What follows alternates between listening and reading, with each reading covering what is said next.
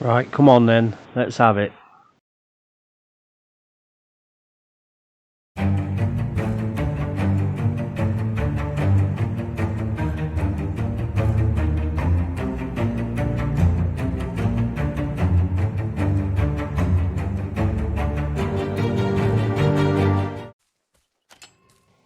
In my last video I was very negative regarding Season 8 and what I thought were the glaring things that were still missing from the game while nothing really new being offered.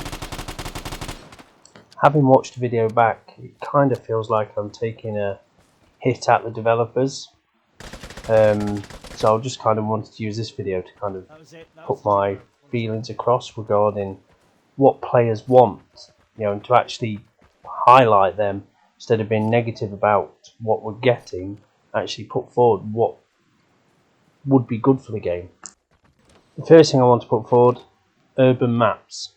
Close quarter maps, even if it's a rundown supermarket that you spawn on one of the levels but you're always inside, whether it's groups of houses really close together. Thinking kind of like Pachinki from PUBG, where you land, on the original version of PUBG, it was by far the hottest place to land. It was just streets of houses, two-story houses, where everything pretty much was close quarters. There was the odd opportunity for longer lengths fighting, but as a rule, everything was house to house. And this game is just blatantly missing that. Blatantly missing it. And then, like I said in the last video, I think the reason the SG1 and the H-bar are so dominant, and the Bugle now, which is took its place as a meta weapon, are so dominant, is because all the maps are big, and their ability at medium-long range is so strong. It kind of takes away other weapons that potentially would be able to counter it in a urban setting of close quarter combat. I mean, in the history of shooters, have you ever known a shotgun have such a terrible place in their games like the shotguns have in Vigor? I mean, literally, at best they're useless. The second thing I'd like to put forward is an attachment system for the weapons. I mean, I've been thinking long and hard about what you could offer, but what about every gun at base level is a white weapon? You put one attachment on, it becomes a green. You put two attachments on, it becomes a blue. And you put three attachments on, it becomes purple. And then obviously for the fourth attachment it becomes gold. I mean, you've got to add some variety into the gun part of this game. You really have, and allow people to do something new. I mean, a part of me worries. I mean, the thought of an SG1 silenced on this game, not gonna lie, makes me panic somewhat. But just with a grip, a barrel, a sight, a stock, you could change the performance of the weapon. So with the right build up, you could have it as a medium distance weapon, but with a different set of attachments that do different things. You could have it as a close range weapon. Now, I don't want your game to be Call of Duty, but you've got to offer more. More has got to be offered on this front, it really has. I mean, if you did offer this, you have more than enough guns in the game. Unfortunately, 95% of them pretty much never get used because they're not up to it. So it's not even like it would make any of the weapons worse. It will actually make 95% of them better. So you'd have a better spread of weapons used in your game. So moving forward, it could potentially mean you wouldn't have to bring any new weapons in, because you have enough weapons. It's just most of them are not bloody good enough because the white weapons, and they're just kind of nasty when compared with the weapons that you get that are green, blue and purple. So the actual base number of weapons are fine. We just need this ability to have attachments on them. I mean, I'd love to have an AK with a red dot sight, or a M16 with a silencer and a grip on, so you can control that burst recoil a bit better. But currently it's just not there, and I generally think it is something that your game is missing that it requires. The third thing, and I'll keep it brief because I moaned about it hard in the last video, the armor plate. Don't care about legacy seasons, get it from behind the season wall and get it in the general chance for the blueprint to drop in any of the boxes. Not fair, blatantly not fair, and that needs to become a part of the kind of available blueprints that are in the game. The fourth thing, your house. Can we please have the ability to make it unique to ourselves and also at the same time make it useful? I mean, we look a lot for food. Don't know how many times I've gone down them steps and looked across that great big lake and thought, why is there not a fishing game involved in this? Just a simple fishing game where what you catch counts towards your food. And so it makes the base useful. Because currently it's just a load in, wait for a new game, load out kind of environment. But that would make it useful. And go into the shooting range part of it. Why, let's be blunt.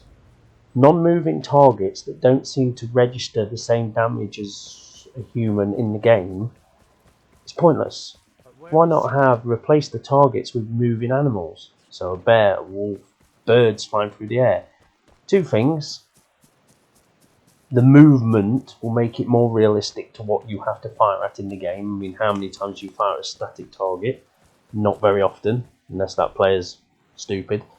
But, so it makes it more realistic. But also, again, for every hit you get food. So again, it makes it more useful.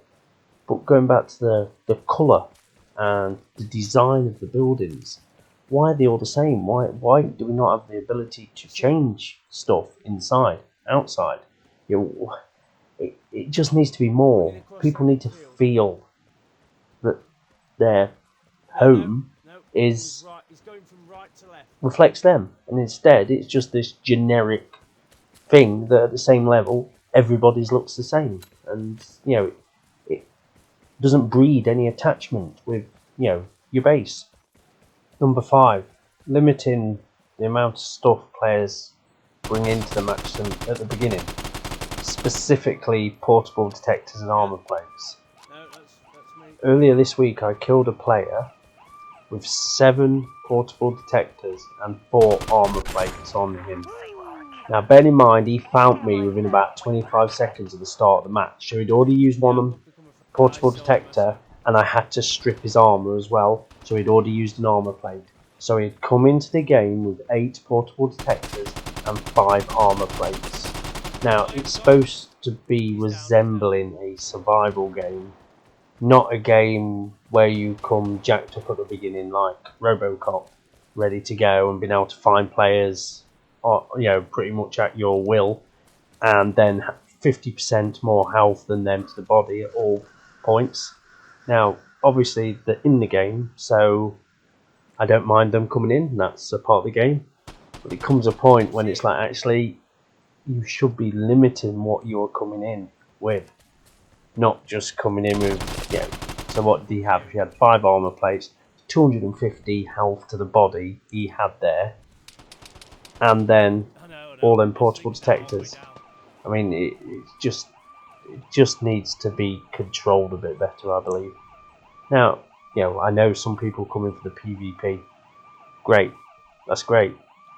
But how difficult is it to find players on this game? It really isn't. The maps ain't that big. Everybody makes a noise, and there's 2 points of interest and then an airdrop.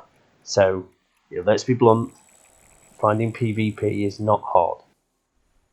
And then my final kind of suggestion, number 6, would be, please make the airdrops worthwhile. Please.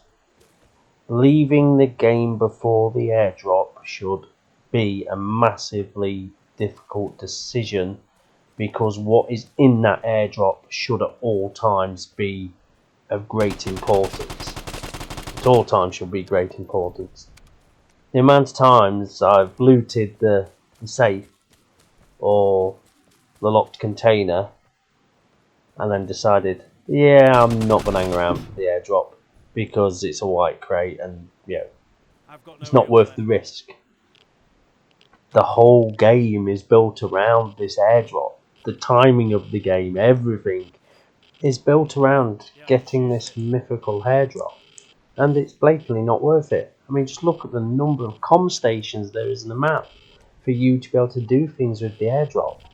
And yet, unless you spend crowns, it is blatantly not worth it, which makes no sense to me. Make it worth it. Make players hang around. I'd say every other time I won't hang around for the airdrop, which is ridiculous because it is one of the main points of the game, so you used to always want to hang around. So I know crowns are important to you as a developer for extra cash, but please don't play with the main aspect of the game like the airdrop. That should always be worth it at every single round. That's me done for this video, but please leave your comments in the section below. They were just my ideas. You can have far better ideas than me, or different takes on the same idea. But if we don't start putting it directly to the developers, and then we can't complain about we don't get what we want if we're not telling them what we want. And that's it for FanBase today. Leave any comments in the section. Thank you very much. Bye bye.